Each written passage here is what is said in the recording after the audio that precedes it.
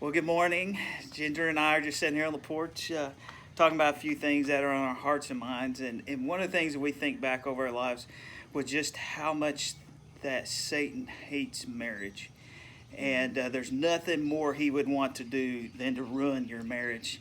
And so why is that? And so we kind of, look through and study and, see, hey, why is he so interested in marriages? In America, um, it's such a high divorce rate in America, and I think that Satan, that's just one area that he can really attack, and he hates it because marriage is from God. God created marriage, and Satan hates anything that is of God. So if he can get in there and ruin marriages, then that's one step towards.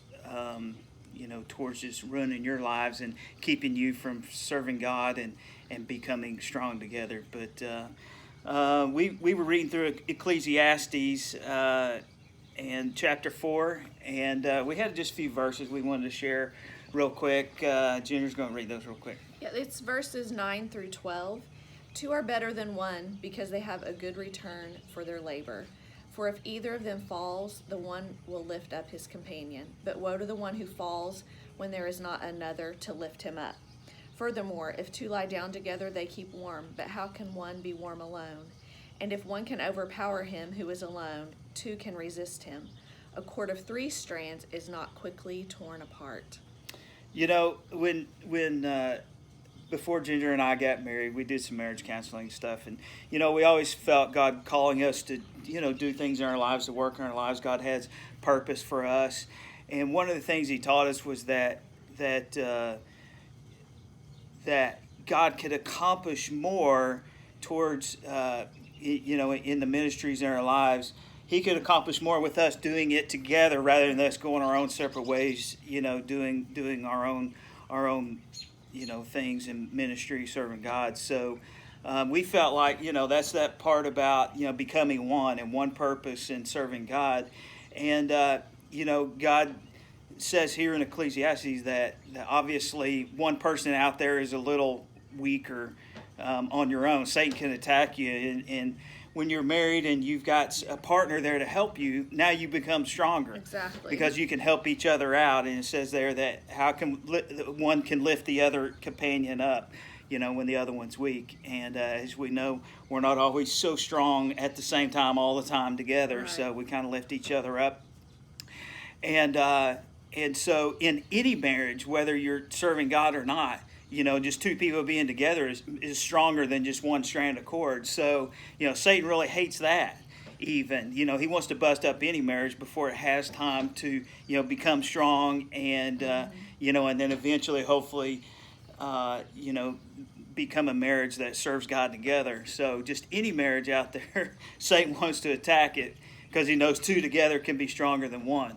And then when it says here in verse 12, a cord of 3 strands is not quickly torn apart. So, obviously, if you braid 3 strands together, it's very hard to tear that apart. Well, what is that third strand in your marriage?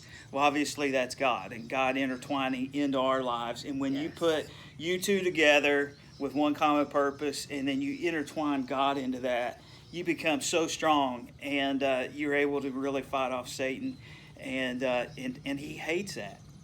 That's one of the last things he would ever want in your life is a strong couple serving God together. That's right. And also, just that allowing God to work in and through your marriage and allowing prayer to become a part of that. That's something we're going to touch on next time.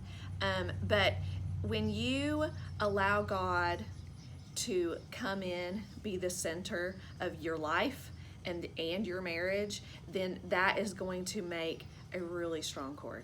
And you're not going to be able to break that. Satan's not going to be able to weasel his way in as easily. We have to be cautious. And if you're both watching out and you're following God, God is going to speak to you, and He's going to make you aware of weak spots in your marriage so that you can work on those. If you'll be willing to listen to Him, then He will show you where you're weak, and where you can become stronger again. I know he's done that for us, and sometimes it takes one of us to go, hey, I really need you to communicate better with me about this. I feel like you're not talking to me like we need to talk. Or, hey, you're really putting the kids before me, and it's making me feel I don't like my needs are not met, and I want you to pay attention to, are you listening to the kids more than you're listening to me? Are you giving them what they need before you're giving me what I need? That kind of thing. Communicating those things when you feel them, that allows you to strengthen those weak spots, and that is listening to the Lord when he brings those things up into your heart and mind. It's something that you can also ask the Lord to show you. Just ask him, hey Lord, show me weak spots in our marriage, and he will do that. Now your part is going to be, are you going to listen, and are you going to listen to how he wants you to fix it? Because he can reveal it to you and he can help you fix it, but you've got to take some action in that too. And sometimes that's really hard. We have to swallow our pride and realize that sometimes we're messing up. So that's something that we can do to keep Satan from becoming a big wedge. We don't want him to be a big wedge in our marriages.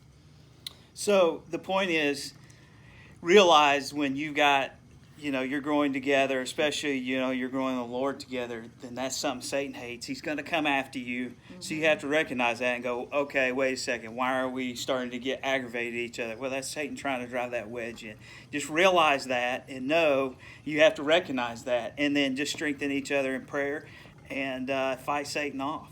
Man, that's all for today. We love you guys, and we'll talk to you soon. And thanks for listening.